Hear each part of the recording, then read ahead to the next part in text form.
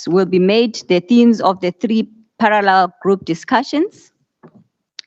You can therefore join the discussion which you relate the most to. All groups will later report back in plenary, so even if you have only been able to participate in one group, be rest assured that you will not miss the outcomes of the other groups. We will also like to inform you that there is a participants evaluation survey online, which we encourage all of you to kindly complete after the forum. It is a quite simple and easy to use survey, and the web link for the survey is also posted on the web page. Online survey can be accessed until Saturday evening.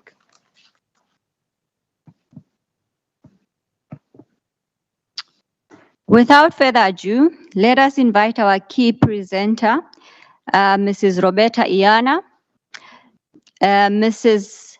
Iana currently serves as the senior expert within the Italian government climate change negotiation delegation, involved in activities at the European Union and at international level as the co-chair of the Paris Committee on Capacity Building. Ms. Iana, you have the floor. Thank you very much. And first of all, on behalf of the PCCB, I'd like to thank the organizers and the distinguished co-facilitators for inviting the PCCB to present at the Durban Forum. As you probably all know, the PCCB is operational since 2017, and our mandate revolves around identifying, promoting, and enhance capacity building efforts by making them more coherent, effective, and sustainable. And today we'll be focused on the annual theme of the PCCB, as the COP decided that the PCCB is to annually focus on an area related to enhanced technical exchange on capacity building, with the purpose of maintaining up-to-date knowledge on the successes and challenges in building capacity effectively in a particular area. So the PCCB for this year is focusing on capacity building support for adaptation, with the focus on addressing gaps and needs related to formulating and implementing national adaptation plans. And this focus area was selected following an invitation by the Adaptation Committee for constituted bodies to jointly scale up together support in this area. And the PCCB, the work plan of the PCCB 2021-2024 sets out an activity on the collection of information on capacity building through a call for submission from parties and non-party stakeholders on the annual theme of the PCCB. So for this year, a call for submission was launched from January 6 to the end of February and published on the web page. We received 31 submissions from this call from parties and non-party stakeholders by the deadline. And the findings from the analysis of the submissions have been made available through a synthesis report, which you can find online. On the next slide. It's on. Okay. Okay, no, never mind. So there you will see, and it's published in the synthesis report, also the composition of the submitters, how many parties and non-party stakeholders. Submitters were asked to select, based on their work background and experience, the key areas of capacity gaps and needs related to NAPS. And submitting entities were able to select from a number of areas that were pre-identified based on the findings of work conducted by the least developed countries expert group on the broader gaps and needs related to the formulation and implementation of NAPS beyond capacity gaps and needs only.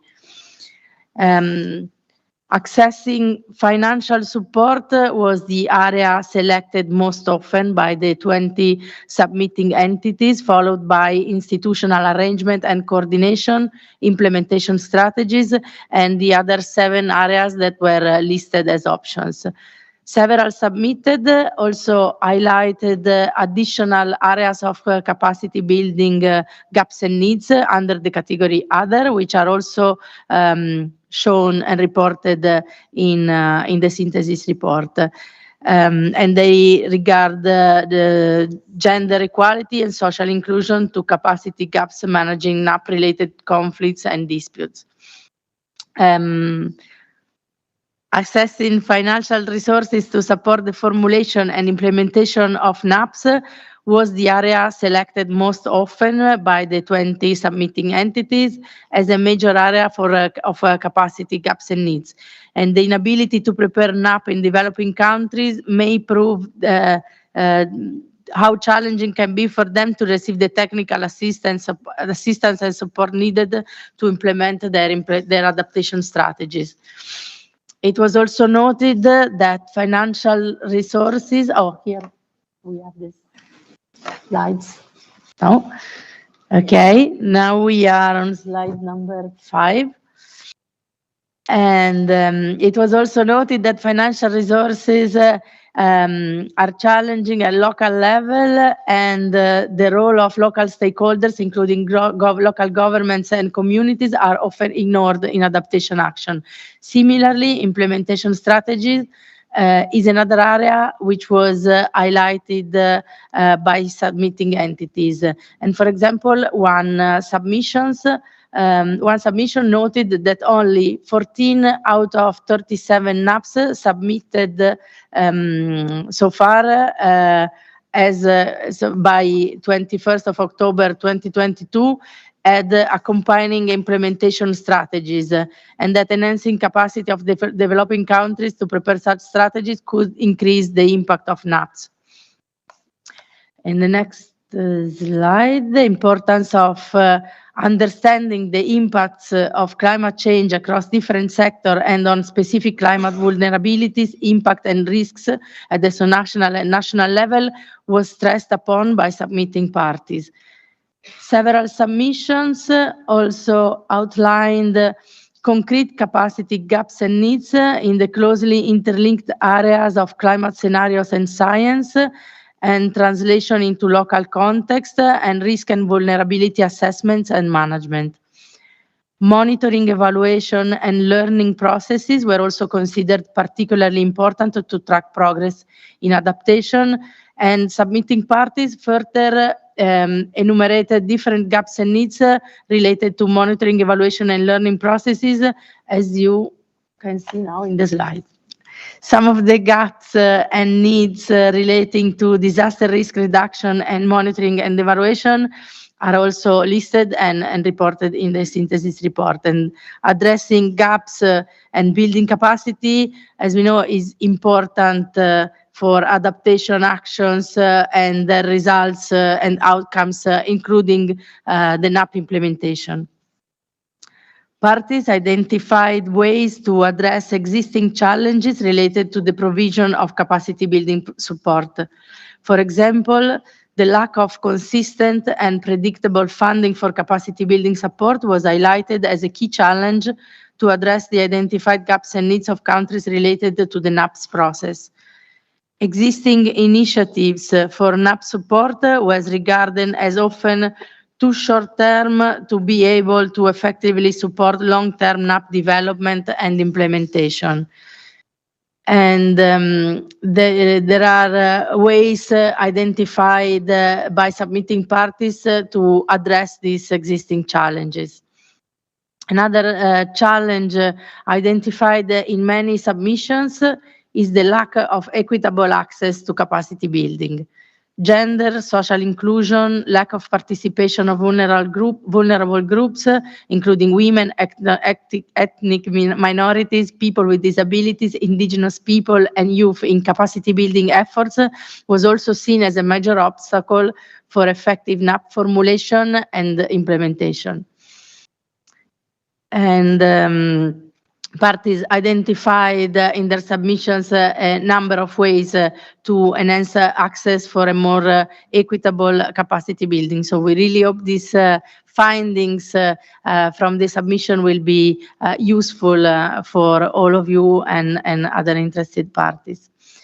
To address existing challenges related to the lack of capacity building support for NAPS at the subnational and local level, it was mentioned the building of capacities of local institutions and actors, and also encouraging the integration of adaptation into development planning, which is seen as necessary to ensure sustainability and ownership of adaptation efforts. To achieve this, one party highlighted that capacity building at subnational level should be well targeted and should involve and strengthen and be strengthened by the institutional capacity at provincial, district, and municipality levels, as well as across sector and stakeholders affected by climate change. Multiple submissions emphasized the need for capacity building to be embedded in the relevant subnational, national, and regional context. It was also highlighted that this requires the ability to generate data and information that can inform the design of context-specific capacity building measures. Improving capacity building at the subnational level should take into consideration countries and context-specific efforts, limitations of national governments and other key stakeholders such as civil society organizations, private sectors of the informal economy, and marginalized group.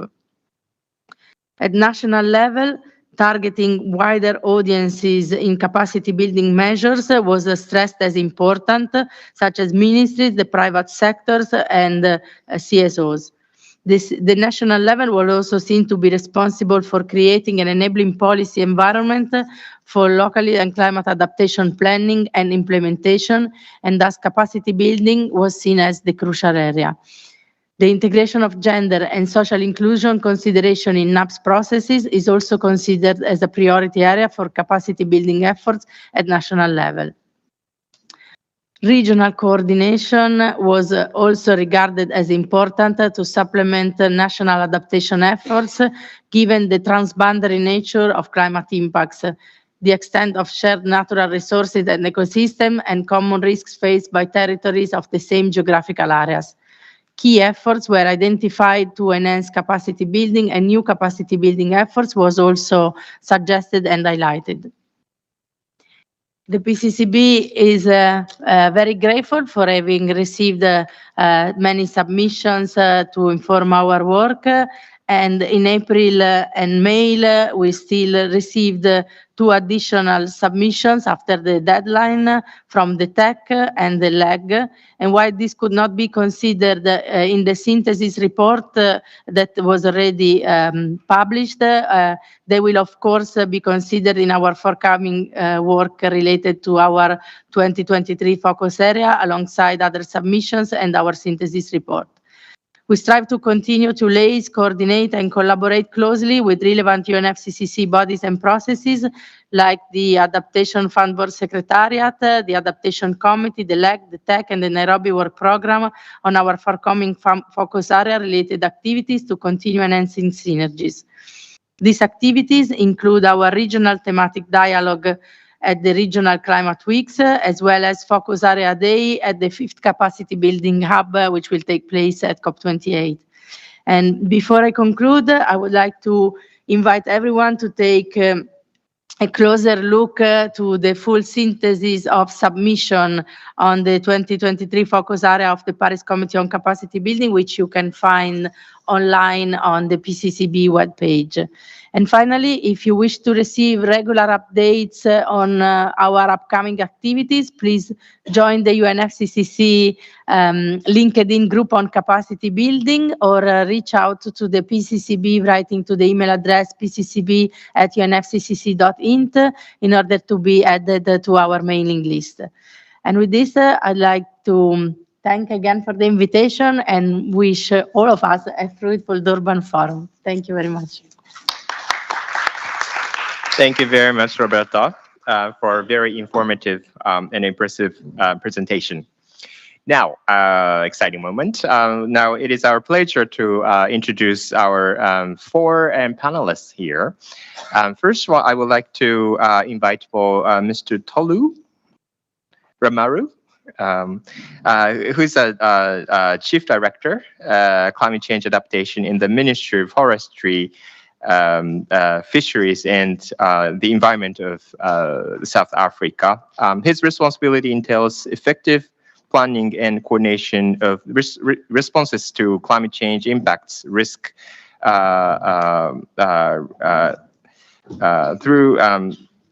risks through building adaptive capacity and socioeconomic resilience and emergency response capacity.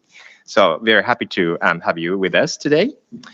And the next is Angie Desi. She has been working with IISD's resilience team in 2014. Her work focuses on policy and practice related to climate change adaptation, resilience, gender equality, and social inclusion. Thank you, Angie. And the next one, Hania Samuels. She's the director, deputy director of resilience of municipality of Panama. Thank you very much, Hania. And one more friend here, Sophie de Konik. Yes.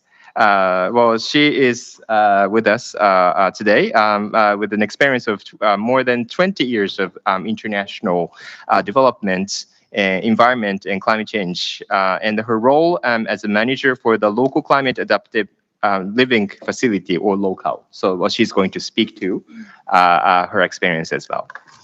So please welcome these four excellent panelists today. Yes. And now I would like to move to the next slide. So this is a guiding information, guiding questions. Well, we are going to throw two different questions to the panelists and also to you. Each of the panelists have around 6 minutes to answer, to respond for each question. And the end, well, there will be a Q&A session where the audience, well, all of you can raise hands and to ask further questions to the panelists.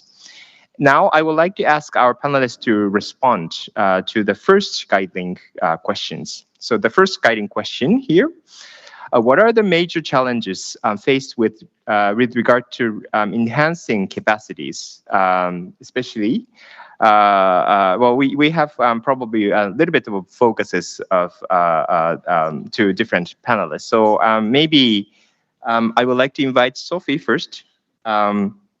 Enhancing access to financial resources for NAP process, including local level. So may I start for inviting you to responding for this question. Thanks. Thank you very much, co-facilitator, and thank you very much for the opportunity to share some of the experience that the UNCDF has had with countries and local actors. So there are three challenges perhaps that I would like to point to. First one relates to the scale. It's almost a structural issue in a way. It relates, which might seem obvious, but I think it's good to consider. It's the number of local actors. If we are looking at adaptation, which is by nature local, then we have to factor the many local governments, CSOs, communities, agents of change, women, youth, and all the types of groups that have a role to play. And if we just take the local government as one of the type of local actors, if we look at the numbers, we're talking about hundreds of local governments per country. I think 135 or plus districts in Uganda, 4,562 unions in Bangladesh only. So how do we actually manage to support the capacity building at that level, if only with local governments and then all the local actors? A second type of challenge relates to the multi-sectoral nature of local adaptation. So local adaptation is about livelihoods, it's about agriculture, water, forestry, infrastructure, and how all these solutions come together and make sense in terms of addressing local risks and the local needs, also in terms of local economic development. Yet we are all still largely, be it governments or partners, organized by sector. So when there are, a request for support for projects or else that are multi-sectoral, they might be read, with the wrong or not exactly the most suited pair of lens, and that creates challenges to access support, be it capacity building or the finance that goes with it. So we do observe that very much when we do work with countries to try and access climate funds, perhaps also, but less so when it comes to bilateral aid. And very often, a proposal or a request for support that might be best read through a certain kind of multidisciplinary lens is read by someone that is very specialized in one area. And of course, then it becomes very challenging for both sides. A third one, to conclude, relates, and that's been pointed to, to the, on-the-ground capacities. On one hand, it's also the information, the climate information, and the information on the climate risk that can inform the local planning. We've heard from Ms. Yanya some of the ways linked to integrating into local planning. Very much often the climate risk information is missing. And linked to that, it means that local actors don't have much opportunity to practice how to integrate that risk information into their planning budgeting. So the closest attempt, and perhaps we'll discuss this with the second question, I think is with the enhanced direct access, but it's still very much on a pilot mode, if we take a global perspective. So those are three elements I wanted to share. Thank you very much. Thank you very much, Sophie. Well, you started off a very exciting discussion, highlighting the three different challenges she has witnessed with her partners. Now, I would like to turn to my friend, Angie. The same question, but you can respond from the perspective of enhancing development of NAP implementation strategy. Angie, please. Thanks so much. So before going into challenges to capacity development, I just first want to give a couple of thoughts on what the transition to implementation actually looks like in the context of national adaptation plan processes. So I think the automatic thing we think about is sort of developing bankable projects and bringing in finance. And that's obviously a really important part of this. But we at the NAP Global Network really see this as a much broader process that is about more than just bringing in projects. It's about putting in place the governance structures, the systems, the capacities, obviously, that are needed for implementation, as well as for monitoring and evaluation and learning. And this is what we need to do to ensure that adaptation action is coordinated, that it's a systemic approach, that it's effective, and that it yields equitable outcomes. So with that in mind, that leads me into the first challenge I wanted to mention, and I think it's already been pointed to. It's that there's a diversity of capacities needed. So it's not just about proposal writing and sort of technical adaptation skills. We need capacities around sort of facilitation, consensus building, integrating the gender and social inclusion lens into adaptation processes. And I think we also need to look beyond skills and knowledge. We need to look at a more systemic approach. So thinking about things like human resources, operational resources for processes, for coordination, for stakeholder engagement. So all of this is sort of part of the capacity package, and we need to look at this in a more holistic way. But this also makes capacity building a lot more complex and difficult. The second challenge that I wanted to highlight, and I think it's also come up from the earlier speakers, is just the broad range of actors that are going to be involved in the transition to implementation. So, obviously we think about different sectors, but as has been highlighted, there's also subnational governments, civil society organizations, women's rights organizations, associations of fishers, farmers, private sector actors. So all of these actors are going to be really important in implementing NAPs. And so the capacities needed sort of exist across these different actors. And that makes this a huge undertaking. So I think we need to really view capacity development both as an enabler for the transition to implementation, but also an ongoing process throughout implementation. And I think that I was really happy to see the point about equity and opportunity for capacity building coming out of the synthesis. And I think that's something that's really clear for us. We want to make sure that these opportunities are not always reaching the same group of actors, but actually bringing in the broad range of governmental and non-governmental actors that need to be involved in these processes. All right, fantastic. Thank you very much. Well, I think that's critically, crucially important for that. So we should look at the capacity building for on NAP process for in a whole way. And then again, well, as Angie mentioned, for that will lead us to a little more complicated, type of consideration. But I think that's quite important to improve the quality of our capacity building activities. Thank you very much for pointing this out. Now, I would like to invite Hanya. Maybe you can respond to the same question from the perspective of providing alignment between adaptation and risk reduction strategy in the context of NAP. Hanya, please. Thank you. First, we must understand the importance of the national adaptation plans to climate change and their impact on disaster reduction.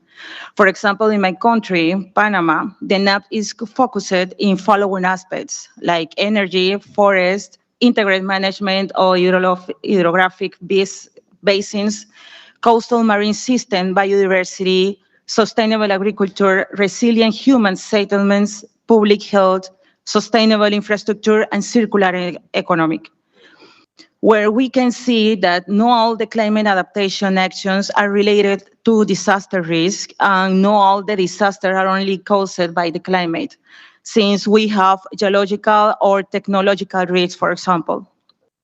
Therefore, it's important that countries take the initiative to create their own plans and considering the factor of disaster reduction, and take advantage of the experience of the other country developing this type of planning and the existence of international support of fulfilling the agreements or related commitments to climate change and its consequences, such as the Paris Agreement and the Sendai Framework. With this identification as a country, it's possible to formulate specific plans. In our case, a country located in Central America, which has almost 3,000 kilometers of coastline and 1,500 islands, which concentrate the 40% of the country population in the metropolitan area that develops of the Pacific and Atlantic coast. And of course, the Panama Canal, which is the activity that contributes the most GDP in our country, makes it essential to include the climate change in our disaster risk reduction plans. Aligning with this theme, we can give an example with one of the objectives of the NAP of Panama, resilient human settlements and the risk of disasters. Considering climate change, we can most identify the most vulnerable groups found in these areas, identified as risky and that annually have losses to the intense rains. They cause floods and landslides. Groups such as the elderly, people with some visual, hearing, physical, mental, or psychological disability, people in poverty, among the others, for which it's become essential to consider them when formulating an emergency plan or early warning systems. An example is the identification and generation of national plans focused in vulnerable groups of our country is the National Gender and Climate Change Plan, where vulnerability due to the gender gap is highlighted and tools are given to create policies and strategies to empower women in citizen participation for climate actions. such as indigenous women in remote areas where climate change is increasingly affecting them, causing displacement, or single mothers who find it increasingly difficult to access housing in safe areas or the care of their children at the times where disaster could occur. And because they are far away they have to work in the other areas. In this case, all the aspects should be considered so they participate when preparing their community plans, and that they are taken into account in any actions and an exercise executive most of the carry out with all the groups that may have some difficulty and be able to respond to disaster and make sure that no one is left behind. And this is where we see the importance of including tools, local governments to participate in the planning with vision of the national strategy. Since we are the ones that have the primary access to these vulnerable groups, for example, in our city, being part of the True City Network, such as the Making City Resilience Initiative of the United Nations Office for Disaster Risk Reduction, this connection is created between local governments and the national governments, and give us tools such as the scorecard that we use to evaluate governance of resilience in local governments. Panama applied the Climate Action Annex and the Multi-Hazard Climate Risk Tool. This tool is complementary to the scorecard and are being applied to Panama City as pilots so that the future they can be used in the other members of the city of the Making City Resilience Initiative. These actions do not allow the generation of participatory local plans with the communities and the inclusive manner, facilitating the implementation of national plans. Thank you. Thank you very much, Hania. Well, you have kindly responded to the question, and the third bullet one, but also you have touched a little bit on the fourth one, namely by enhancing with gender equality and integration in social discussion. I think this aspect is very important. So we would like to come back to this point at the time of the further discussion, because I think this is quite important aspects for our capacity building efforts. Now, the fifth one, elements, monitoring and evaluation and learning. So I would like to respond. I would like you, Tolu, to respond this very difficult, complicated question. But I think this is quite interesting. So Tolu. Thank you very much, co-facilitators and my distinguished panelists. I think it is firstly difficult, complex, and it also offers opportunities to draw lessons and build our capability to be able to track, monitor, and monitor implementation of adaptation. From the South African perspective, we have what we call the National Climate Change Information System. And I think drawing from the lessons, one of the key challenge is the technical design of the system itself. How you design a system to enable it to collect and integrate with other systems that do exist, because climate change adaptation cuts across different sectors and different spheres of society. That's the first technical challenge that I think needs to be looked into. The second one would be on the issue of governance of data and reporting. As you might be well aware, in most countries, the various spheres of society are in no way obligated. Is it? Yeah, in most countries, a number of stakeholders are in no way obligated to provide reporting.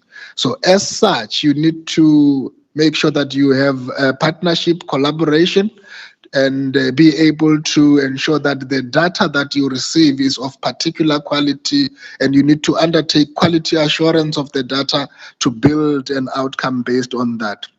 The third that I think is very important is the technological aspect, is the ICT, the hosting of the monitoring and evaluation system. And this will require, of course, the issues around the technical capability, the human capital, human resources. And I think it's also a challenge that can be, looked into. The last would be, in my view, the integration of the reporting system into the broader national reporting system. Now you're trying to overlay the work of adaptation within and across the sectors and the national policies to ensure that your adaptation work does not operate in silos, rather affect the different spheres in society. And I think with those challenges, there are also opportunities. One, to create a one-stop shop for adaptation reporting, where you have a system that can be interlinked with other systems, be it your national disaster management system, be it your other statistical systems. Then when you know that you're dealing with adaptation, you will go to a one system that will be interlinked to all these various systems. I think that, in my view, offers an opportunity. The last point I want to underscore, the disaggregation of information across the gender lens. I think that is also something that oftentimes becomes a little bit complex and difficult depending on the data that we receive, to aggregate or to even disaggregate down to say these are the number of gender participation into the programs and projects. I'll leave it this, and I think this is just an overview, but I know we can spend the whole year engaging substantively on this. Thank you. Thank you very much, Tolu.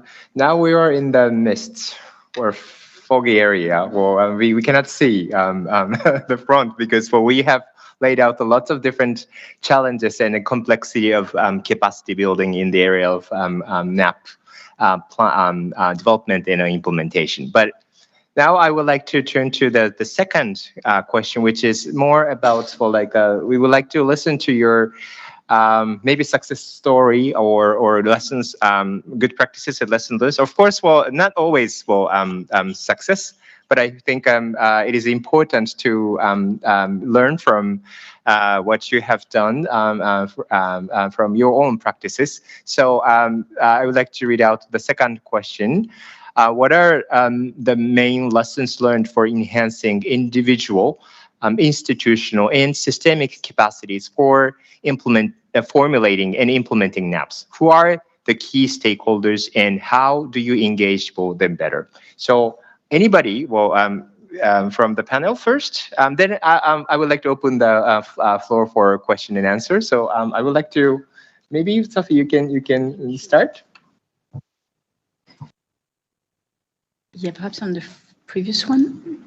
Thank you. So yeah, in terms of lesson, I'd just like to share one practical avenue that countries have utilized over the last 10 years with support from a number of parties, and explain that experience. So essentially, the question is also about who to engage. So of course, there are the people, right, at the communities. That's that adaptation will take place. But in order to be able to put in place systemic approaches to, really federate efforts to reach a wide number of actors and people, countries have worked through their decentralization system, sometimes very mature systems, sometimes in the making, to channel finance to the local governments, and from there use their own planning and budgeting system to identify with the communities investment that speak to their risks and to their needs.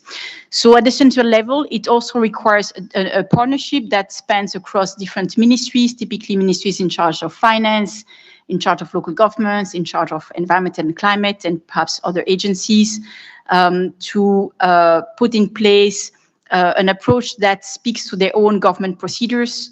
So the instrument that has been developed over the years by countries is called performance-based climate resilience grants. It is this blue box that you see here, which is coming in addition to other grant allocation that local government might get. It is important because we're talking also here about climate, so climate finance, which needs to be additional and traceable.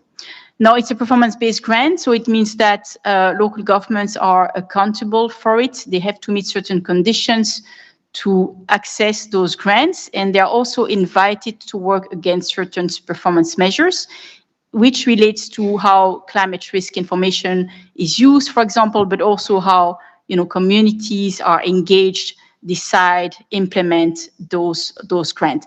So every year, and that's also linked to the capacity building, they are assessed against during an annual performance assessment, and the results will inform the capacity building that they get, that the communities get, but also the central government, because we're talking here about a country system, not a project, but a system that can then reach more and more local government. So also importantly, that those results will inform the size of the grant. So here we're looking at an incentive system combined with capacity building, combined with finance, which is really positioned on the vertical integration of the NAP. So planning, financing, implementation, and then the monitoring, reporting, verification through this annual performance assessment. Now, and then I can pass the floor, but just perhaps if we look at the map, just to say that the countries that have been practicing this include now 18 countries, and they're probably now a bit more than 34, so perhaps twice as many asking for this solution to ensure the vertical integration of the NAP. They are at various stage of deployment preparation. Some are just getting ready. They are in blue. Some are actually already testing, piloting, fine-tuning. They are in green. Others are already working at scale. Probably by the number, the biggest kind of intermediary scale is Mozambique, with 50 million deployed in such system, $50 million. And then some are actually in what we call a national scale-up, have the country direct access, and it's really by then not a project or set of projects. So so those lessons exist. Many of the countries that you see on the map are actually least developed countries, and they have put forward to the LDC expert group a set of guidelines.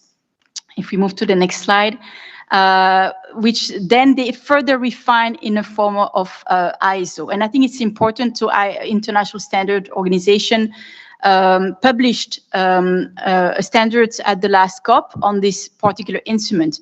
I think it's very important when it comes to enhanced direct access and support for capacity building, because if we go back to the challenges and somehow accept that we can't decide from Washington or Incheon what the local adaptation measures will be, it means that there should be some processes to guarantee that the finance, the support will build the capacities and lead to solutions that address the climate risk. And that's where this kind of, process type of guidelines is important. So, so I'll stop here and happy to come again. Thank you. Thank you very much, Sophia. I'm sure many of our colleagues, friends and colleagues will raise a question to you later, but please save your question a little bit. Anybody from the panelists? Maybe Angie? Or yeah, thanks. Thanks. So from the perspective of moving into implementation of NAPs and building capacities around that, I think the first thing I wanted to mention in terms of a lesson is that this doesn't start when you move into implementation. There's no clear line between planning and implementation. So getting these capacities in place really begins in the planning phase through the processes of stakeholder engagement and working with the different actors to come up with the national adaptation plan. I think the second thing I wanted to mention is that capacity needs really evolve as countries move through their NAP processes, and this includes during the implementation phase. So we need to take a demand-driven approach to capacity development. And NAP actors, the adaptation actors who are engaged in implementing the NAPs, are best placed to determine what the bottlenecks are and what capacities are needed to overcome them. So we need to be flexible, we need to be responsive, and we need to listen. The third thing I wanted to mention is that I really appreciate the framing of this question, flagging individual, institutional, and systemic capacities. I think, it's really important to keep in mind that individuals can only be effective if they sit within capacitated institutions, and that capacitated institutions can be undermined by systemic capacity gaps.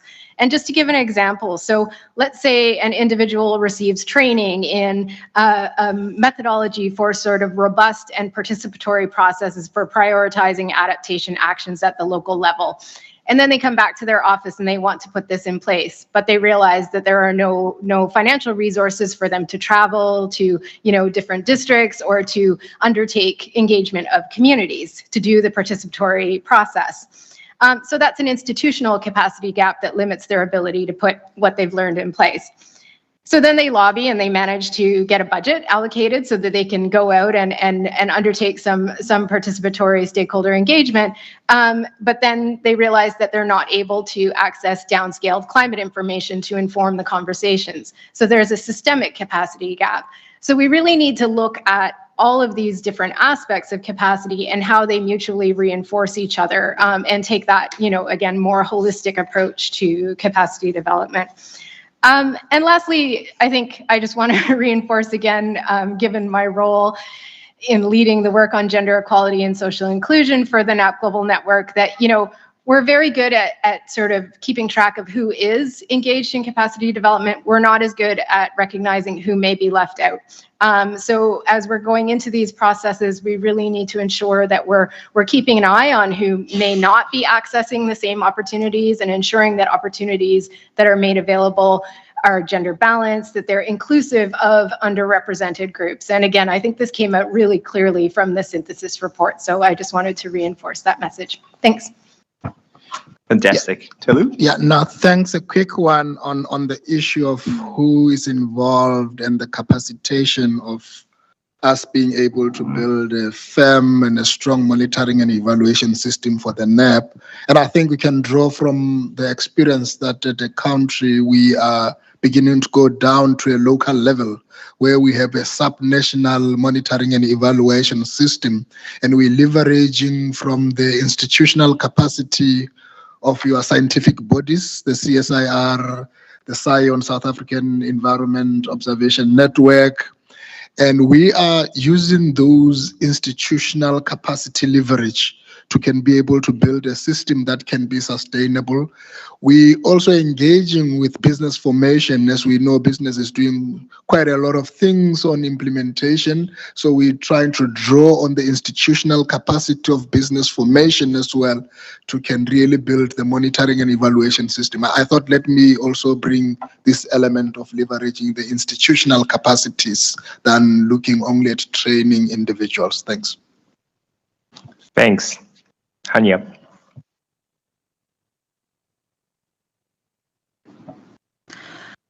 Well, the purpose of the NAPs, that seeks the strengthening of the governance of the adaptation and institutional coordination, generally at the level of the national governments.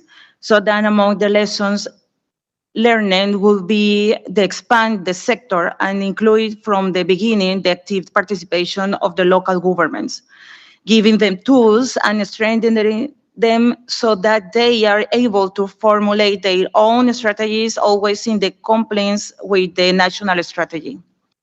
This is great benefit national governments that must see the solutions of problems at the macro level, and the local ones could do a better job specifically, mainly with the work that must be carried out with the communities. Mainly the most vulnerable ones. An example that we can give is that together with the National Civil Protection System, we were able to map the people who are in the areas of danger to the flooding, where we have the registry of people with some vulnerability that may make it difficult to them or to respond in case of an emergency. This is how homes with older adults, people with some kind of disability, or the single mother who could have difficulties in caring with the children, do having to go to work, and the possibility of disaster event during this period, and other sectors, and this way they be able to identify from the beginning of the disaster the location and possible affected, to be more effective on the time rescue and ensure that they have the tools to be prepared for the disaster event. This is the importance of the given local government's participation from the preparation of the national plans that make it more effective and participatory.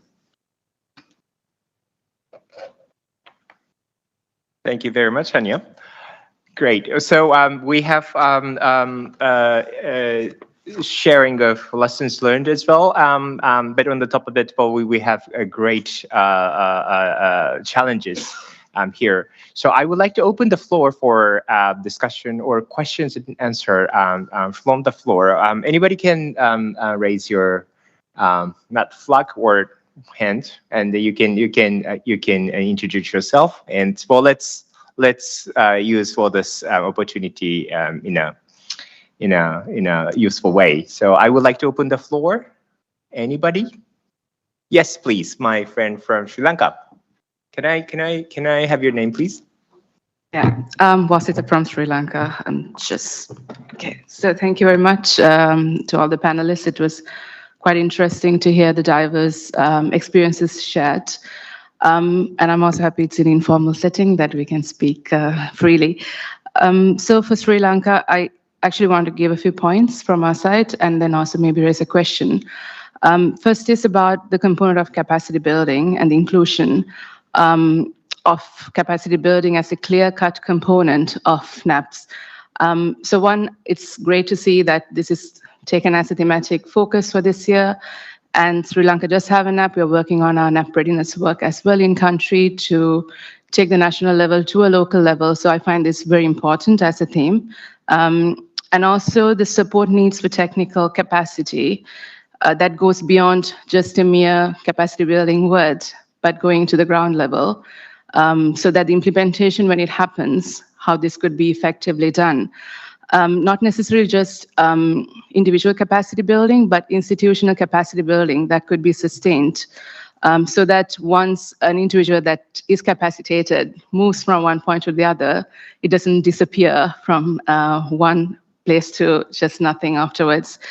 And looking at the NAPS, the questions that you had 5 points, I believe. So looking at planning processes, and in most of our developing countries, I believe when we have conversations, data, information, knowledge management, these become key components, and how this could be at a level, not necessarily during these global processes, but also at in-country. How can this be supported would be important. And stakeholder engagement, while we put it in NAPS and our processes, how can that be implemented effectively with means of support? For example, what kind of financial support can be there for it to be sustained and taken from national to the local level? Finally, one thing I would want to highlight is the interlinkages between processes. We're looking at capacity building, but it's not one pot.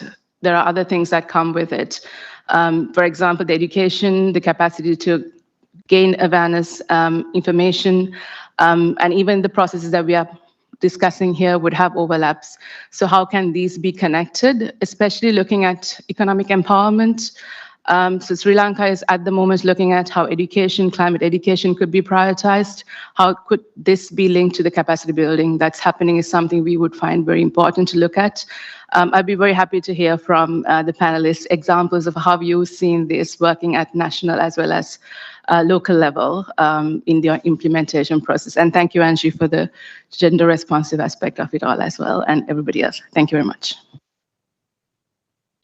Thank you very much. I think you raised multiple questions already, but I would like to take some more questions before I'm asking the panelists to respond to her questions.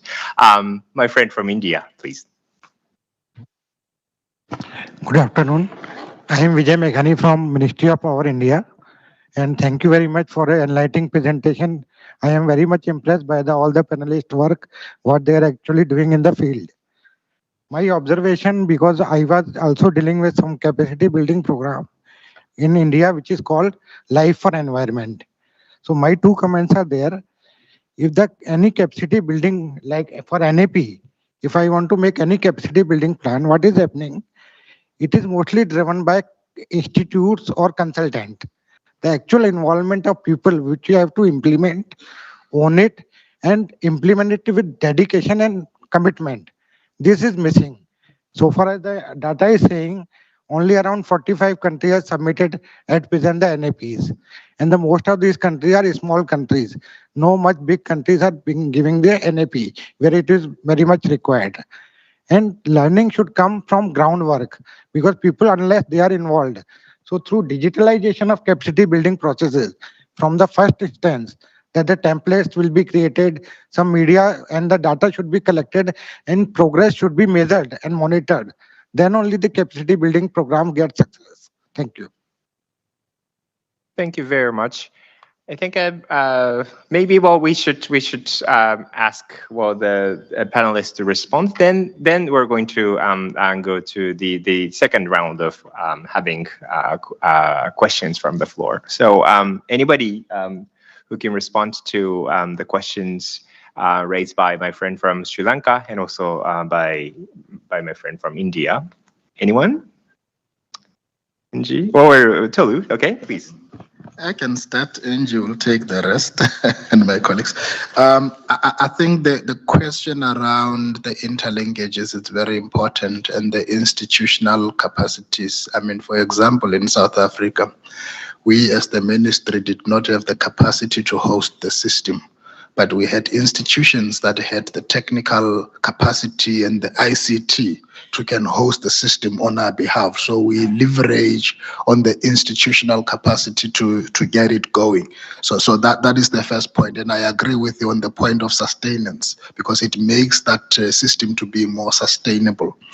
The other issue around, I think it's from India, on the bottom up. That is why we are now going to do M&E system at the local sphere. And we are working with all these institutions so that there will be bottom-up feed of data, if I can put it that way, which will eventually be aggregated at a national level.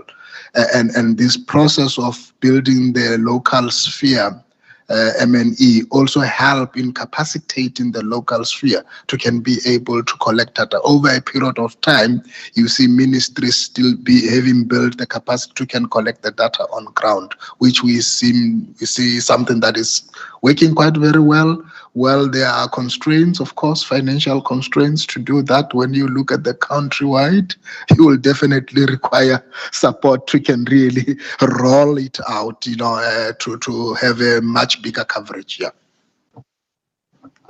Thank you. Angie, please. Thanks. So just a couple of thoughts based on what I've heard. I think that, this question of process is really important. So many of the requests that we receive from countries for support are around resources to do stakeholder engagement and sort of expertise to guide those processes. And so I think that's really a fundamental thing, and we need to really view that as part of capacity development, both for the teams that are leading that processes, but also the stakeholders that are engaging. I think the other observation related to this question of vertical integration and local to national and national to local linkages, the bidirectional, is that, in the early days, I feel like most of the requests that we were receiving for support were very much focused on bringing together national level stakeholders across sectors. And now, as countries are sort of further along in the process, we're receiving a lot more requests that focus more on how do we engage subnational stakeholders. And we're also seeing a need for capacity building for civil society organizations who may not be deeply engaged in NAP processes currently, but who bring forward important perspectives, like women's rights organizations or organizations representing people with disabilities. Capacity to effectively engage with and influence discussions around adaptation is another emerging need that we're observing.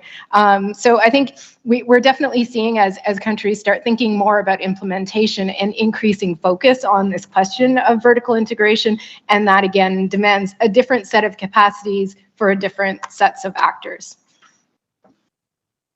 I see. Okay, great. Anyone? No more? Okay, great. So we're going to go to this second round of questions and answers. Well, thank you very much for your patience for my friend from Saudi Arabia. Can I have your question or comment, please? Thank you very much. One thing that was very interesting to me, and then this is something that's also a big issue we're working on nationally, is lack of data and knowledge. So you mentioned, for example, going into the specific subnational contexts, but how would you actually be able to gather different data to actually inform specific actions or plans? And then this is just on the local level, and then how about the scientific aspect? How can you address different gaps that you have? Thank you. Thank you very much. I think with the lack of data, information data, will always challenges for the implementation of NAP. So I think maybe some of us can help us understand more on this. The second one, maybe we'll renew there. I was waiting for your question. Can I have your comment? Thank you so much. Thank you for this space of sharing experience in Durban Forum. My question is, when we talk about NAP elaboration and NAP's implementation, we have already talked about the ownership of that NAP. So the ownership is not meaning that each country must look at its own means of financing program. It is essential that under the convention, under other mechanism of financing, we could have a program of NAP. Even they strengthen capacity. They strengthen capacity for one expert or two expert is not institutional. And if we look at NAP, for some countries, we have a lot of loss and damage. And if we fail with loss and damage, the funds for support NAPs become to support to repair or to adapt to that climate events impact. So it means that I think in terms of financing NAPs, we have to improve how it can be financing. It is not a normal that in many countries of Africa we don't have NAPs, and NAPs is short, medium, and long time elaboration and implementation. And countries have already what we call national development plan, such for 10 years. And if you have to change that national development program, you have to look at experts at national level, different sectoral and with local community from village until the high top. So it costs in terms of experts, time, and cost in terms of money, and that money has not put in a place in funds like we do in terms of national communication, in terms of inventories. In terms of inventories, some countries are supported, and we have a system, and we do first communication, second and third. Why not for national adaptation? It is seems that it is some not we put like efforts. It's not like we don't put necessarily. We don't face for losing what we lose, because to change that plan, government and the local communities have to look at those extreme events and how they can deal with changing the national development plans. So the NAP is like national development plans for developing country. Thank you. Thank you very much, Manuda, for your question. Okay, the final one, I think, for this session. Well, my friend from the Philippines. Thank you very much, Mr. Kato. Yeah, I firmly believe that leadership and governance are very, very important. Governance. Leadership and governance and capability building works hand in hand. Leadership and governance systems are at the heart of decision making that guides the whole system in the government, both the national and at the local level. Leadership forms the foundation of how a vision on social inclusion is transmitted into reality. Of course, sustainable mechanism should always be in place and institutionalization. If we are talking of leadership and governance, for capacity building to work, institutional capacity should also be improved alongside technical capacity, especially at the local level, mostly in engaging the civil society organization, taking into consideration also their term of office, both from the national and at the local. I truly believe that this is actually a challenge for all of us. And a common framework for CAP Dev should be formulated as a guide on the provision of capacity development interventions, both for the national and local government. So I just would like to ask our panel, what is actually your thought on if we talk about leadership and governance, the sustainable mechanism that should be in place if we talk of capacity building, formulation both from the national and at the local level. Yeah, thank you very much. Thank you very much. Now we have 3 different questions for posed on from the floor. So I would like to Sophie, can you start responding to them? Thank you very much. So perhaps on the issue of lack of data and knowledge, and also at the local level, we see that as a gap, but I think there is increasingly effort, and we've done a few climate risk assessments with countries where we look for local decision making. So we do work on modeling, downscale modeling, to have projection of hazards under different scenarios, and then also look at statistics for vulnerability and exposure, but then add as a layer of analysis the local government units. So with that, it means that countries are equipped, or each local governments and therefore local actors in those territories are equipped at least with data set and information.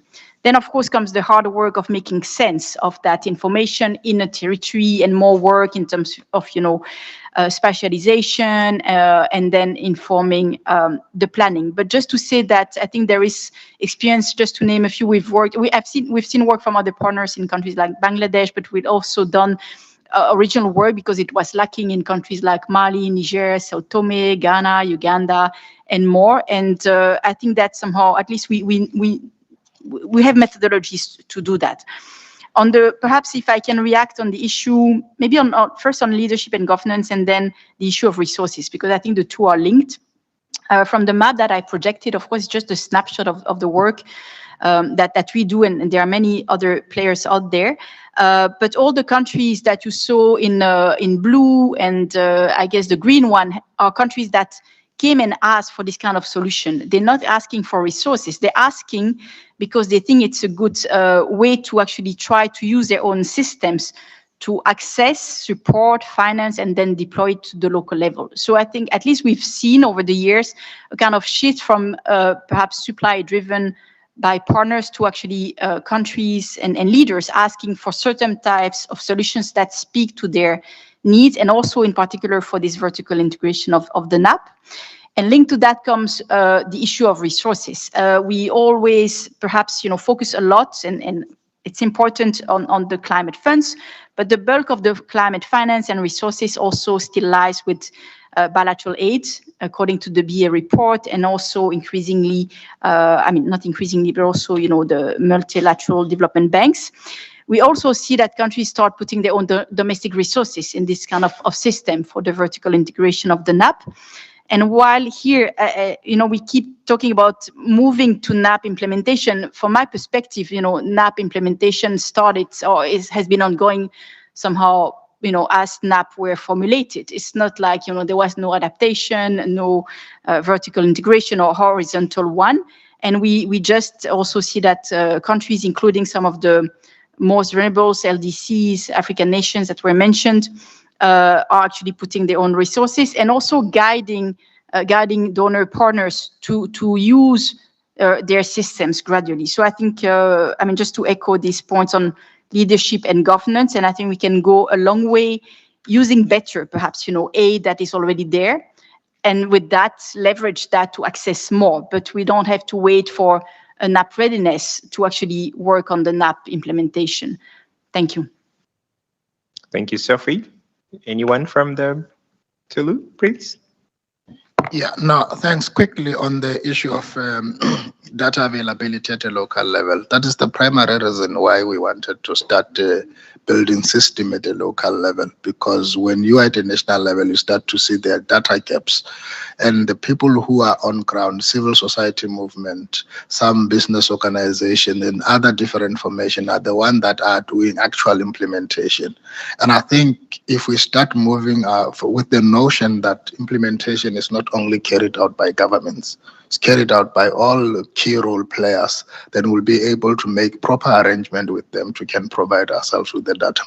The institutions that I've mentioned, we've done risk and vulnerability assessment for all the local government that we have. We've done the planning systems with them. And I think the issue of leadership and governance at a local level come very strongly, because we find that other local governments are stronger in comparison to the others. And you start getting different output depending on how strong and stable other, local governments are in comparison to others. So the issue of leadership and governance is one of the strongest point. Finally, we took most of the colleagues that are in the local sphere and the provincial sphere to a training, where we are trying to roll out, having arrangement with the UCT, trying to roll out the capacitation of people who are working in that sphere to make sure that you have a climate change adaptation champion, if I can put it that way, in those spheres who become your direct liars and they are able to coordinate activities on ground. Thanks. Thanks. Any final comments from two of you? Yeah? Okay. Angela, please. Yeah, just to say, completely agree on that. And I think, for us, the NAP process is all about governance, and obviously leadership is an essential enabler. And it's about getting in place these institutional arrangements and the capacities that are needed so that adaptation can be implemented in a coordinated, effective, equitable way. And just on the point about the national development plans, I think that's a really important point in this sort of idea of integrating. And I think it's really important to keep in mind that the NAP process is intended to be iterative.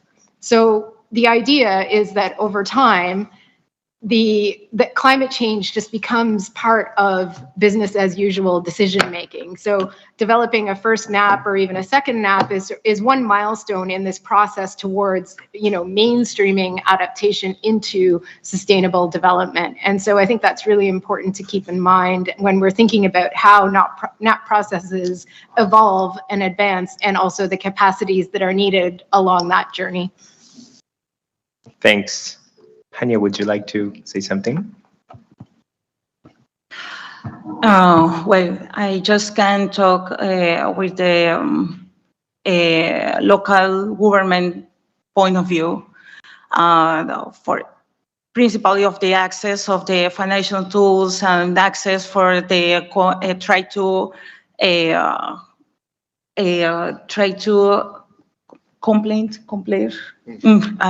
sorry.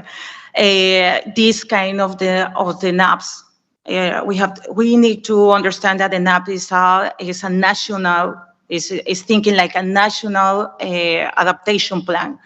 But finally, we need to include in this process all the local governments and try to that the local governments had access to the financial tools too for this development, this kind of the plan. I can say it was just my my point of view, because we have this kind of problem, because we know where is the strategy, national strategy that we have to do, but when we want to planning, local planning, and we want to engage in this, it's very difficult to try and do it. So it's very important to try to combine the local government and the national government, and for this reason is better the governance for everyone. Thank you very much. I think we had very richful discussions, and I would like for us to join me in congratulating our panelists in this interactive session. Thank you so much. Now we will proceed to vote for our emerging group discussions. I think now we're going to move to the group discussions. As I said, that we're going to be formulating our own forum. But firstly, maybe to say to our panelists, you are welcome to step up. Thank you.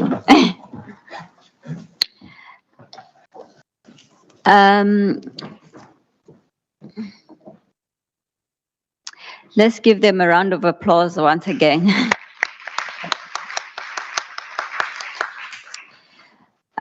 We will proceed. We will proceed to vote for our emerging group discussions. You need to vote for the emerging group discussion topics. Once the 3 most voted topics have been chosen, you are invited to join the discussions which you relate the most to. The emerging group discussion will take place simultaneously and lasts for about 45 minutes. We look forward to your interactive participation. Before going to vote, let me introduce to you the themes to be discussed during the emerging discussion taking place in the next segment. The 3 highest voted topics will be made the themes of the parallel group discussions.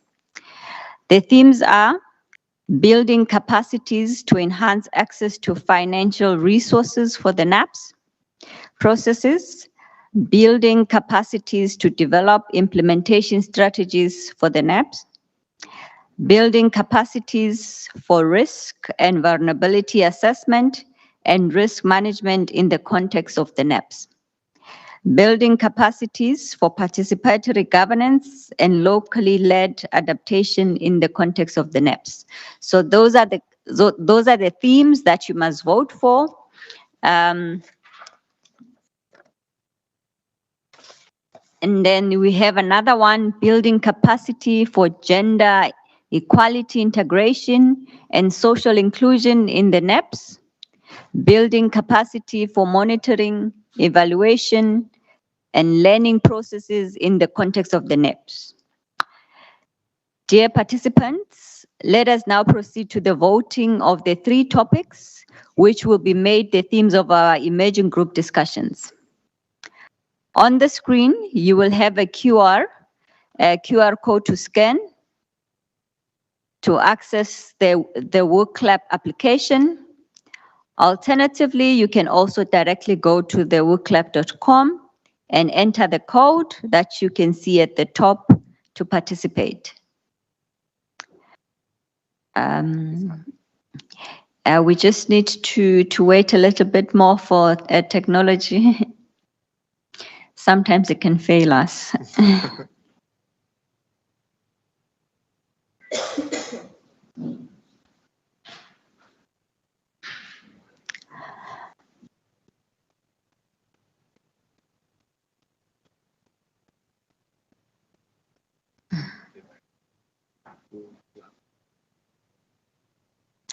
I think whilst we're still waiting for the QR code to be displayed on the screen, I think we can go to the website, workclub.com, to at least find the QR code there, and try find the questions. And then you just click your preferred topic there.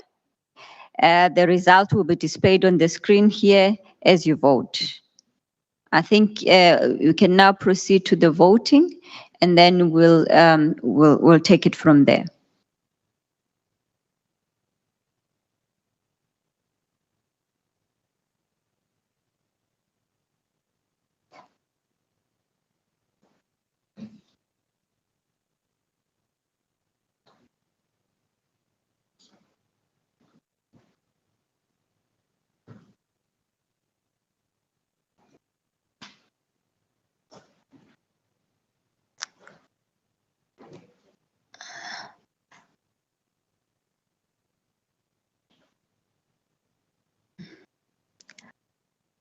I think to fast track and assist with the technical problems, we can go directly to the work lab. It's w00clap.com and then click the topics from there.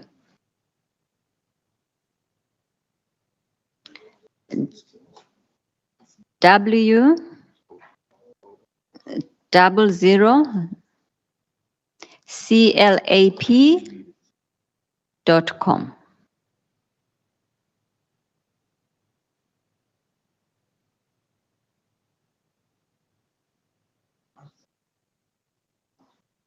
This is why we need capacity building, right?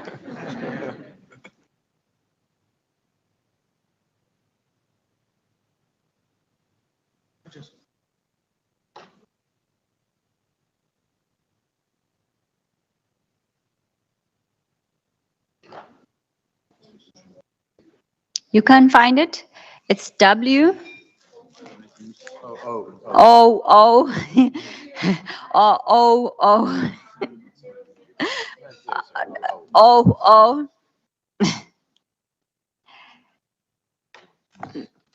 It's WOOCLAP.com. I got it.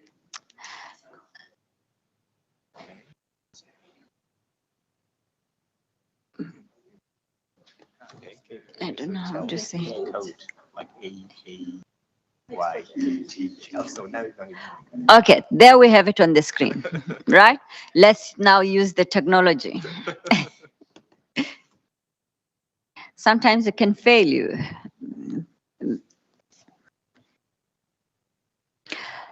So then go directly there and then vote for the topic that you would want to see as part of the discussions for the next sessions.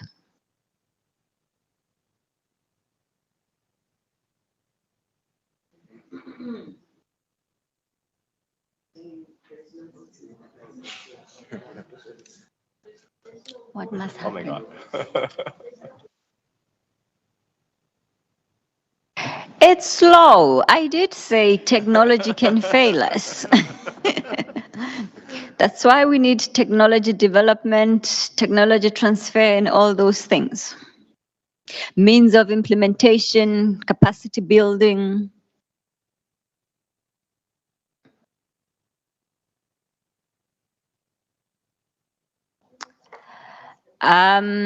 We need to have 3 topics, so let's keep voting so that we at least see which one is the highest, and the highest 3 topics is what you're going to be looking at.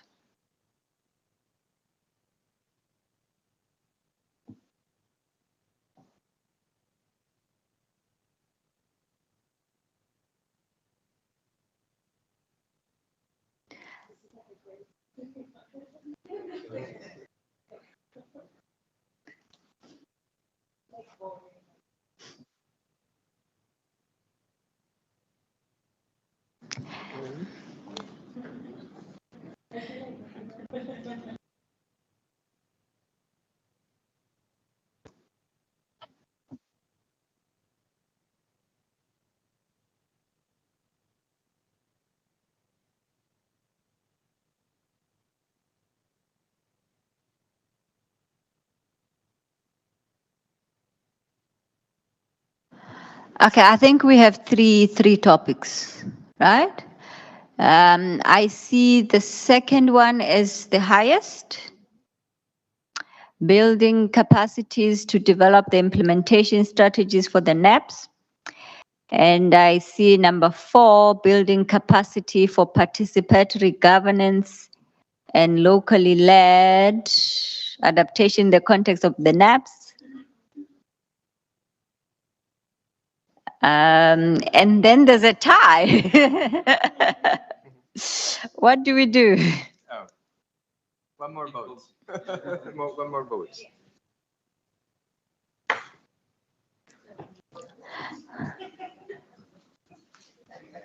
So there's no vote rigging here, please.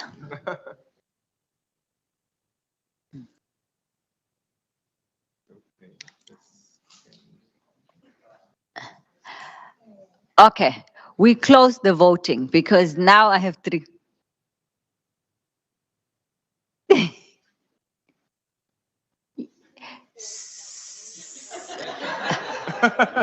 I did say no vote rigging. We close the voting. We still have a tie.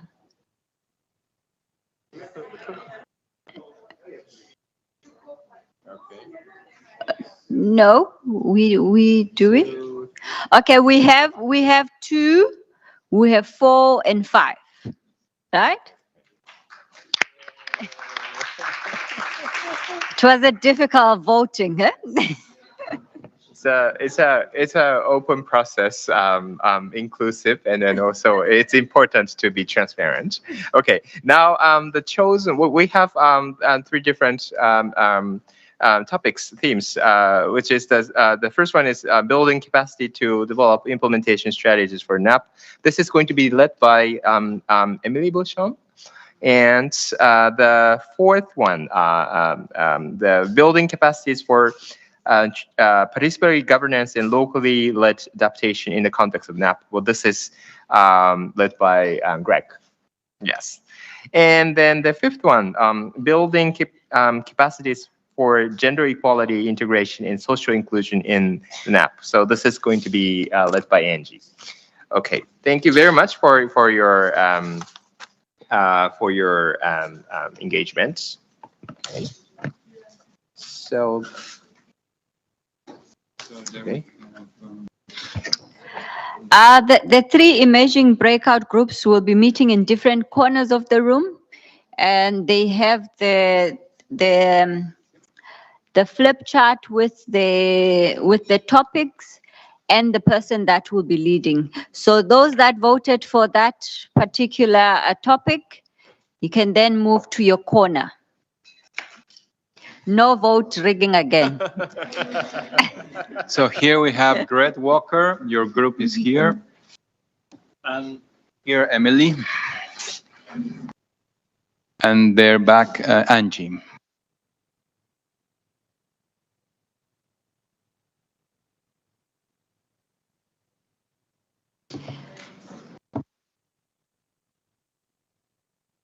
So on my time now, it's 5 p.m.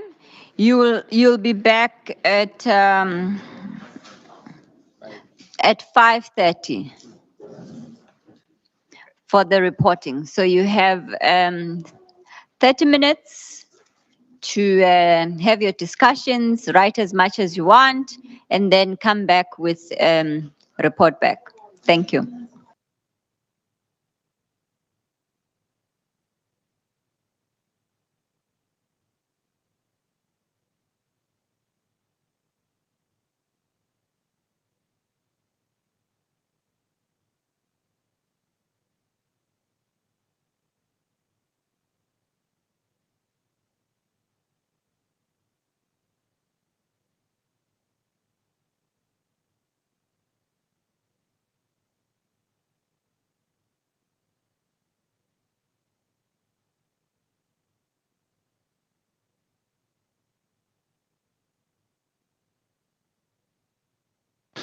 So here on this side of the room, we have building capacities for participatory governance and locally led adaptation in the context of NAPs. At the other side, we have building capacities to develop implementation strategies for NAPs. And in the back is the gender inclusion group.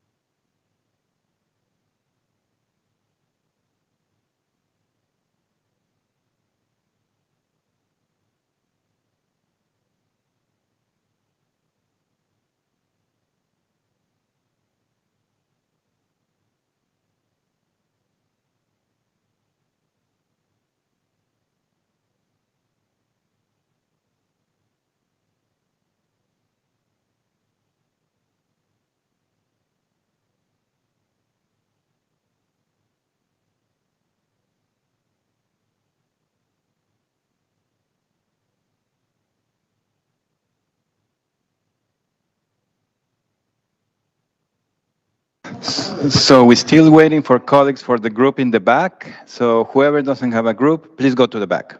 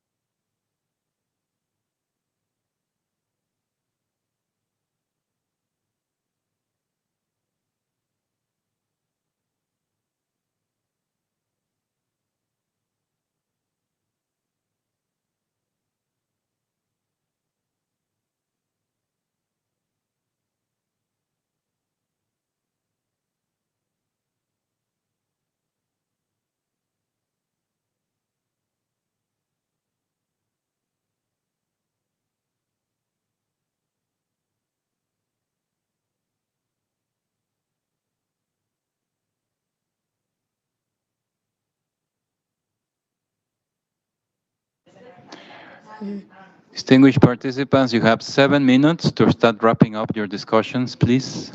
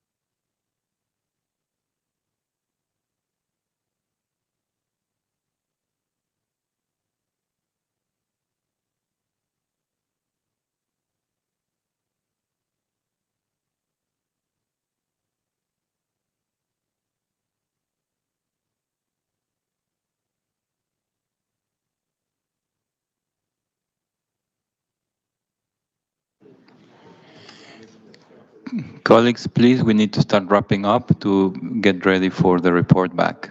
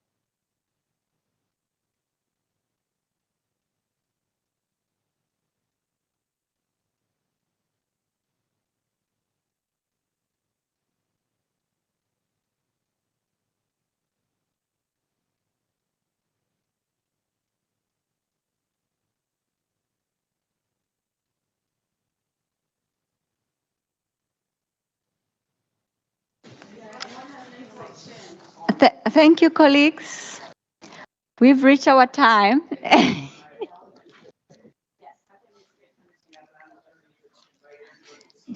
Can we make our way to our seats? We've reached our time.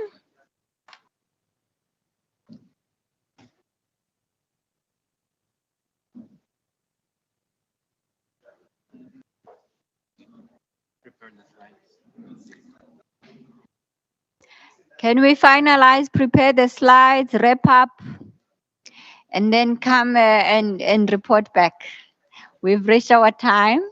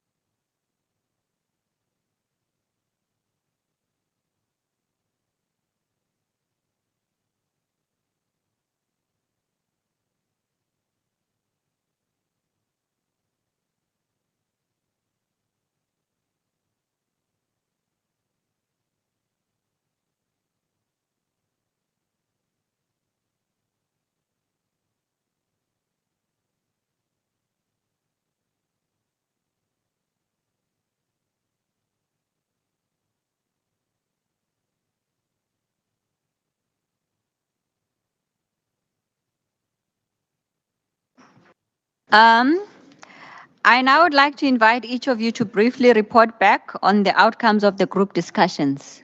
So I would like to have a volunteer from the groups, the group that is ready to report back.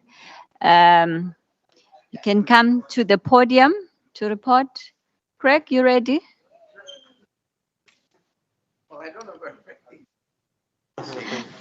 Okay. You can have a seat there. I can do that, certainly. As long as I can see what So I you're, saw on the screen. so you're group what? Group one. We were four. I was four. Do you want to do one first, or do you want to do four first? I don't know who was one. No, I was the.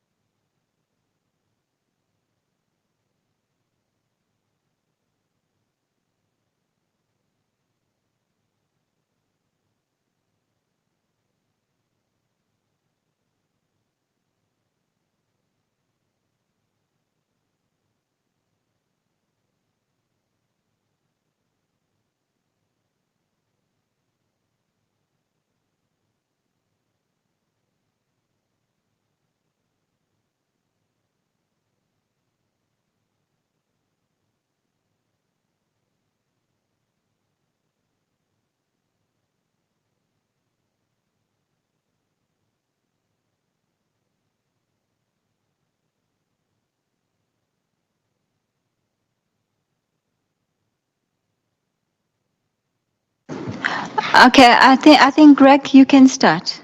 You can report back. I think we're going to pull, are we going to pull notes up on the screen, I think? Yeah, no, I will just.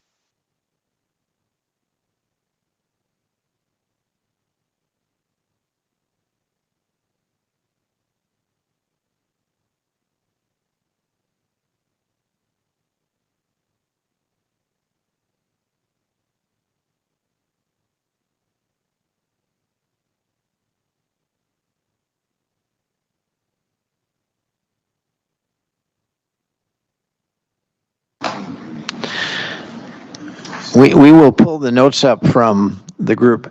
I'm Greg Walker, and I had the privilege of guiding the conversation around participatory governance and locally led adaptation in the context of national adaptation plans. And we had certainly a wonderful range of ideas. They're over on that flip chart, but we won't look at that. We're going to pull them up on the screen in a little bit. I did introduce the group to the 8 principles of locally led adaptation. Many of you are familiar with them. If not, I recommend you take a look at them, and I'll tell you a short story before we pull these notes up. I just finished working with collaborative groups in the state of Montana in the western United States. And I told them about the work of locally led adaptation that's happening really all over the world and has become certainly an important part of conversations relative to adaptation. And here were all these people, ranchers and outfitters and people who are working at the local level on environmental issues in all these different towns in Montana. And they found the principles of locally led adaptation incredibly relevant to the work that they are doing. So I'd encourage you to take a look at those principles if you haven't had a chance to do so. So here we go. You can see in this emerging group discussion, we were asked to focus on the specific capacity gaps that countries face with regard to building capacity for participatory governance and locally led adaptation.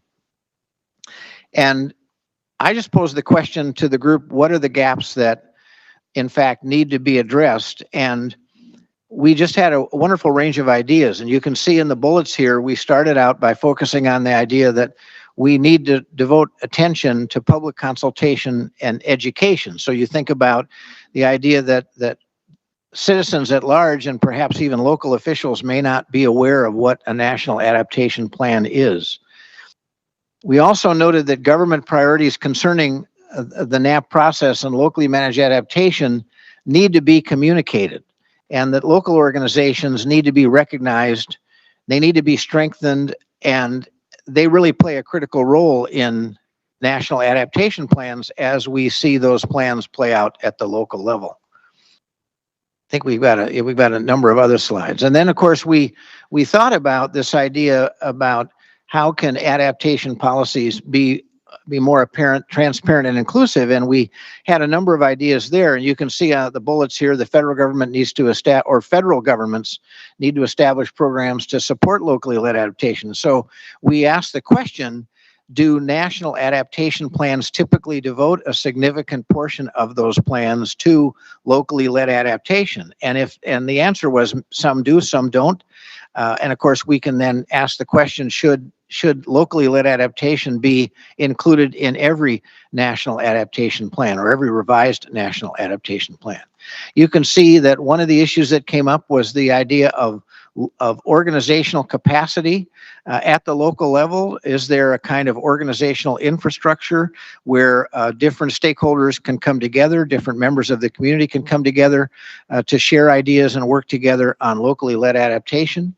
You can also see that an idea that was important was that the formation of policies at the local level will need to provide support for locally driven adaptation. And then we got into a discussion about the extent to which there needs to be coordination between government entities at various scales, national governments and subnational governments, and certainly local government entities as well, and then coordination within different ministries at the national and subnational levels.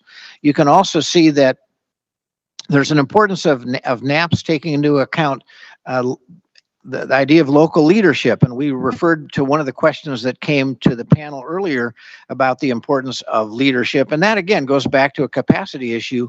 We talked some about the kinds of competencies that local communities need to be able to put together, if you will, locally led adaptation plans and not consistently have to rely on outside expertise. That idea of improving local capabilities to actually develop and implement and improve locally led adaptation plans. And that goes hand in hand with the idea of participatory governance and providing opportunities for people to work together, to collaborate, to deliberate, and to make decisions that are in the best interest of the adaptation needs of their local communities. That might be the last slide. I think it is. Is it? It is. Yep, it is. So that's a summary. Now, I will take the liberty to ask any members of our discussion group to improve anything I said, something that I might have missed or something that I didn't represent accurately. Anything any of our discussion group members want to add to that? Well, then thanks to all of you who are part of this discussion group. It was a good learning experience, I think, for all of us. Thanks for sharing those ideas. And I'll turn it back to our co-chairs. Thank you. Thank you, Craig and Group 3. We now call Group 2 to the podium.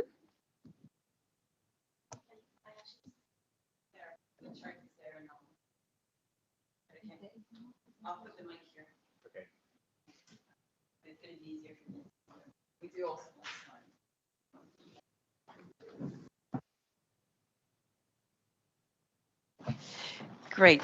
Then you hear me well? Yes. Wonderful. It's great. First, thanks to the participants. We had a really rich group with participants from Italy, Namibia, Zambia, Indonesia, Germany, Spain, and the US. And we were tasked to discuss building capacities for, that's another one. Yeah, for implementation strategies. And we started out with a really good question of what is an implementation strategy? And, it echoed when my colleague Angie, I'm Emily Beauchamp from the International Institute for Sustainable Development and the NAP Global Network. But it echoed the point that there is no specific line that defines, planning and implementation. And actually, it's really a question of viewing a NAP as an implementation strategy. So kind of what are some of the ingredients that need to be in a NAP in order to overcome the capacity gaps for implementing strategies as part of the NAP? So we started by talking about some of the gaps, for example, low capacities, even if some of the priority sectors, and that can be individual capacities, but also systemic capacities. For example, laws and regulations being uncoordinated or even conflicting each other's. The lack of kind of multi-sectoral approaches and how a lot of the issues are addressed in silos. A lack of awareness about climate change and the regulation, not just amongst policymakers, but also amongst the general population who make these adaptation decisions and are implementing these strategies every day. And the difficulty of sometimes defining priorities, and this can be through, for example, applying research into policy. So that's one of the gaps in defining priorities. So, for example, how risk vulnerability assessment can inform priorities and implementation strategy and coordinating these strategies. And finally, a lack of ownership of the implementation strategy. So it's great if there's one unit that's developing a plan, but actually when it comes to delivering it across different agencies and sectors, then these need to be involved from the beginning. Thank you. Next slide. That's great. So we felt that there was actually quite a few things that we could point to in terms of overcoming these gaps. So first, we started with, having a multi-sectoral approach. So NAPs can help bring people together and have this multi-sectoral approach. We had examples given, for example, having Namibia mention the use of a transactional committee, so that it brought different stakeholders from different sectors. But there's also other approaches, for example, having focal points in each ministries that would have the awareness to implement the adaptation strategies and be involved in the planning as well. So you can have different organizations depending on what is needed in the context of your country. I'm running through this. So making sure that there are good analysis of the priorities. Public consultations or consultations in general, so whether it is through the ministries or with local communities, were seen as being really, really central. So in order to overcome implementation gaps, you really need to have a consultative and participative NAP, basically is the message here. In order to have, basically you need to have ready, you need the strategies that are planned to be realistic and representative of what are the local needs. To be appropriately budgeted and costed. And here there was a flag to make sure that there are financial capacities that are built into the NAPs. Well, capacities to budget and also to finance the adaptation strategies. And also to have strategies that are coordinated. And finally, a really good point, some really good points were made around teaching and awareness about climate change. So making sure that there are communication and awareness just at the policy maker level, but also with the communities and with the people that are going to be living and adapting with the adaptation strategies, and even some marketing if needed. Yes, and just one last point, there was a key question in how do we include climate change in budget. One point was saying that in a lot of countries, actually, it's already in the budgets, because a lot of the adaptation strategies, for example, agriculture or fisheries, are including adaptation in terms of livelihoods and other activities. So a key would really be to consider climate change mainstreamed in the planning, and that links to the budget. I will ask if any of the participants of my group, if I've missed anything, or if someone would like to share an example. Thank you very much. Seem to say all is well. Okay, our last group. Angie? Yeah, you can do it from there. Thanks. So we were a really tiny group, but we had a very rich discussion, and we were talking about gender equality and social inclusion and capacities for integrating these issues into NAP processes. And I think the starting point was really that we need a common understanding of what we mean when we talk about gender equality and social inclusion, and that needs to overcome perceptions around gender, that it's all about women, and get people to a point where they understand this is everyone's issue. And I think with social inclusion, there's even less of an understanding of what we're talking about, who we're talking about, so that needs to be the basis for sort of building capacities in these areas. And that these are very context specific and sort of grounded in culture as well. And so we need to take that into account. We talked about gaps in policy coherence between sort of policies for gender and policies and plans for climate change, and the need to sort of better connect those and also connect the institutions working on these different issues. So there was an important point around ensuring that when we're forming like committees for the NAP process, that we're looking at the social ministries, we're looking at the actors that are promoting human rights and gender equality and making sure that they're part of the process. A big gap that was identified is disaggregated data, and also the ability to analyze data in an intersectional way, looking at gender and social issues, and then actually use that for decision making. That's a real challenge. There's a lot of complexity, and so focusing on capacity there. Political will, big issue. You need the leaders of these processes to be on board with the idea that they need to be participatory, inclusive, and gender responsive. And then there was a really interesting point made about sort of inclusion requires not just common language of concepts, but also that in many contexts, folks who are left out may not speak the language of sort of the government business, and that capacity to do stakeholder engagement may be constrained by just simply not being able to communicate or develop materials and so on in the languages of the different groups that need to be engaged. And the example was Indigenous groups. So thanks a lot to my group, and if anyone wants to add, I would appreciate it, but it was a great discussion.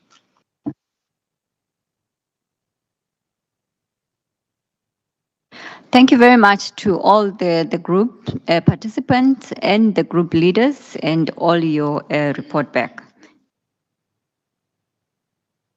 Thank you very much from my side. And I think in today's discussion, 3 hours. Well, I thought, well, first of all, it can be pretty long, but it's not true. Well, it's been a very short time, but I think within this 3 hours, well, we have massive useful information and also like sharing experiences. And I think this has been very insightful session today. And I think understanding the complexity of capacity building for in regards to NAP designing and implementation, I think we're still more to do. But I'm sure today's conversation really helps us move forward. So I hope not only listening to today's conversation, but also we would like to bring this into actions further. So I really, really appreciate all your very active participation, and I hope we can continue our discussion in further work. So, your inputs will inform other relevant processes, including, of course, the 7th meeting of the Paris Committee on Capacity Building. So this is another thing. Well, we value the discussion of the Durban Forum on capacity building today. So now I would like to invite for Mr. Alejandro Fitzpatrick, who will say a few words about the new capacity building portal. Alejandro, please. Thank you very much, Makoto. I would not take much of your time, but just wanted to present to you the new version or the enhanced version of the capacity building portal. The capacity building portal is managed by the UNFC Secretariat, and it's a platform where users can find relevant information on capacity building, organized in various manners. So if we can look at the next slide, you'll see that this revamped or enhanced version of the capacity building portal now allows for easy access through filtering functions, access to resources by browsing by topic, which could be mitigation, adaptation, and we have 15 topics currently in the capacity building portal, and also browsing by type of resources, which could be e-learnings, podcasts, projects, and we also are looking at adding an additional layer of browsing by region. So you will be able to access capacity building resources for different regions, Latin America, Asia, Africa, etc. And then if we go to the next slide, then you'll see where to find the capacity building portal in our UNFCCC webpage. It's on under topics, then you go under capacity building, and then you will see the capacity building portal, and there you have the direct link. Since the focus of the PCCB work this year and the Durban Forum is on adaptation, we have made an additional effort to include more resources relevant to capacity building for adaptation, and now we have a total of 136 resources pertaining capacity building for adaptation. So there you will find a rich variety of resources, e-learnings, courses, etc. So welcome you to take a look at the capacity building portal. And a new feature we introduced is a form for external users to submit their resources for consideration that could be included in the capacity building portal. And the form is also contained in the portal, and you will see what are the requirements for our resource to be considered in an attempt to even populate even more the capacity building portal and make it more rich and interactive. So that's what I wanted to mention, Makoto, and welcome everyone to visit our revamped capacity building portal. Thank you, Alejandro. Well, this is a beautiful portal. So please make sure you visit and you utilize, and we're going to improve this together, right? Okay. Oh, yes, please. Sorry, just given the chance to be here with lots of people interested in adaptation and also in capacity building, and after the presentation of this tool of the Secretariat, another one produced and available on the website of the PCCB is the forward-looking overview document that the Secretariat compiles for the PCCB and update twice a year on events related to capacity building and promoted, organized by different constituted bodies. So including those, for example, the adaptation committee working on adaptation. So just another thing to invite people to check on the website, the forward-looking overview document of the informal coordination group, which is the group constituted by representative of constituted bodies meeting with the PCCB and discussing about capacity building, can be another useful resources. Thank you. Thank you very much, Ruth. It's a nice suggestion, I think. Yeah. Okay, thank you very much, all. And now it's a time, and I would like to invite for the Secretariat to deliver concluding remarks. Thank you, Makoto. Unfortunately, Mr. Daniele Violetti was scheduled to deliver the final remarks, but he was called on by the Executive Secretary for an urgent meeting, so he has asked me to kindly deliver the remarks on his behalf. So, dear colleagues and friends, it's a great pleasure and honor to be here today at the 12th Durban Forum on Capacity Building. As we heard, the Durban Forum is an inclusive space for exchange of knowledge and experience on capacity building efforts. It strives to boost the impact, reach, and visibility of ongoing activities by various climate actors. The strength of this forum lies in the diversity of voices it represents, and I think we could see that today, and the opportunity it provides for actors to connect with their peers across regions, sectors, and institutions, both parties and non-party representatives. The objective of this 12th Durban Forum was to facilitate discussions on the theme Opportunities and Challenges for Enhancing Capacities for Formulating and Implementing NAPs. The NAP process, as we heard, is an opportunity for countries to address their medium and long-term adaptation needs. We believe that supporting national level action on NAP development and implementation, particularly as regards capacity building, is important to, of course, reduce vulnerability to the impacts of climate change, but also to facilitate the integration of climate change adaptation in a coherent manner. And we heard, for example, today about how to integrate NAPs into national development plans, for example. Yet the PCCB synthesis report, which was presented earlier this afternoon, has clearly shown that gaps and challenges still exist. Access to finance remains a perduring issue for NAP processes at the local level in regard to supporting the formulation and implementation of NAPs. There are still gaps in developing and implementing strategies, which limit, of course, the impact of NAPs. And as we have seen, aligning adaptation and risk reduction strategies, gender equality integration, and social inclusion and monitoring and evaluation are still considerable gaps and needs requiring additional capacity building support. But once again, the Durban Forum has delivered on providing a space for parties and non-party stakeholders to share their experiences and exchange ideas when it comes to implementing capacity building activities.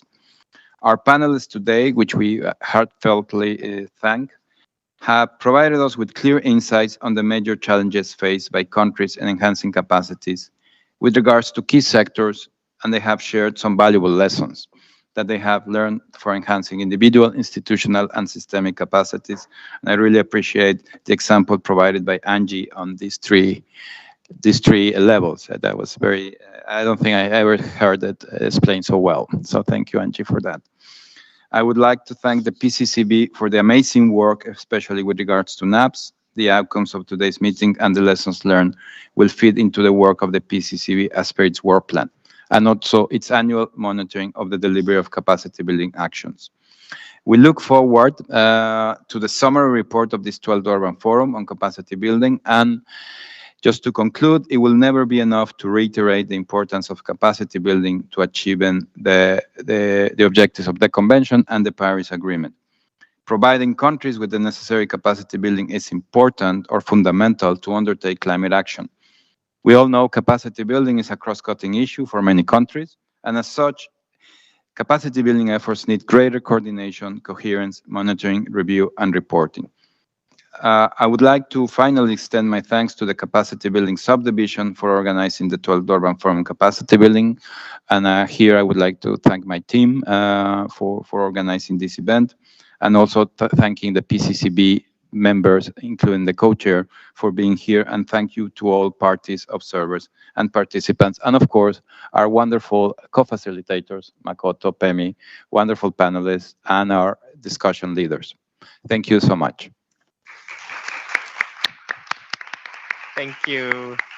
Thank you, Alejandro. Also, I would like to thank you all for your active participation. Just before closing, I would like to remind you that everyone is invited to work on the online survey again, so that the to make for this organization better. So I would like your cooperation to provide your feedback. So thank you very much. And on behalf of my a very able co-facilitator, I would like to also thank everyone, including for the panelists, discussion leaders, and also very able secretariat staff and then technical staff. Thank you very much, and have a nice evening.